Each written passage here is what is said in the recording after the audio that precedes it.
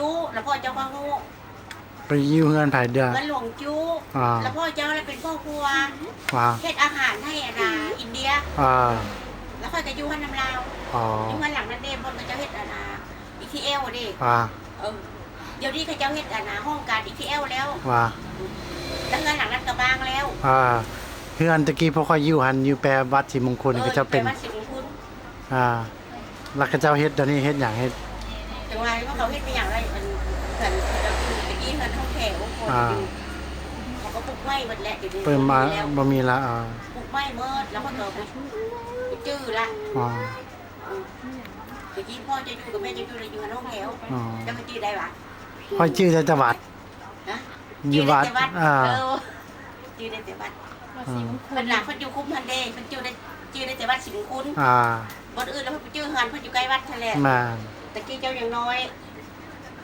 ยสักเป็นเด็กน้อยคง5-6 ปี 7 ปีเนี่ยอะไร2 คนแล้วพ่อจะเอาไป3 คนมา4 คนเอาไปนำตะกี้บ้านเมืองยาก3 คน3 คนแบบมันมีจักปีหลังแล้วก็ได้เห็นกันหลายปีก็พ่อเรากับแม่เราแล้วอยู่นำกันแม่เราไม่ได้ยังมีแต่พ่อเราได้หาแม่เราอยู่แต่บ้านเนาะไม่ได้ยังมีแต่พ่อเจ้าหันหาเงินหาคำตะกี้ผู้หญิงเขาไม่ได้หาเงินเลยตะกี้เราเหตุการณ์แล้วค่อยเป็นหลานของหลานของหลวงจู้สมัยนี้ละ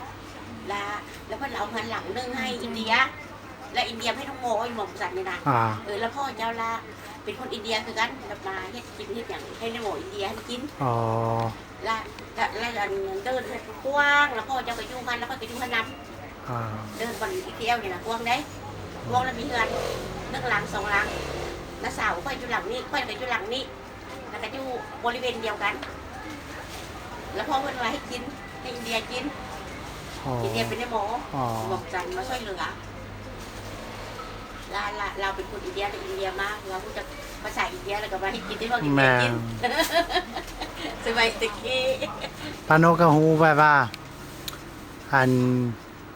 ที่คนอื่นไปว่าเฮาไปหาอาหารเพิ่นปลูกใหม่จะว่าเอิ้นไม่อย่างทางเลยทองกันน่ะ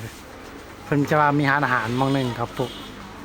ร้านอาหารนั้นดันของคนเฮาเองกันบ่พี่น้องเฮาเองอยู่บนไหนอยู่ข้างหลังอันนี้ป้าน้อยว่าป้าน้องแค่ลุงสันกับลูกของนาแก้วอะไรวะลูกของนาแก้วน้องสาวล่าอันนี้ก็โทงมาแล้วว่าอะไรวะนาแก้วเนี่ยเป็นน้องสาวล่าของบันว่าลาผัวกันแม่ของน้องสาวล่าเพิ่นเป็นน้องชายค่อยแล้วค่อยกับบัดแรกตะกี้นี่มันใกล้กันนี่กับพ่อเจ้าเป็นอย่างนั้นได้ไปเที่ยวกันติดกันได้กันติดกันตะกี้นะทำไมไปนะไปกิน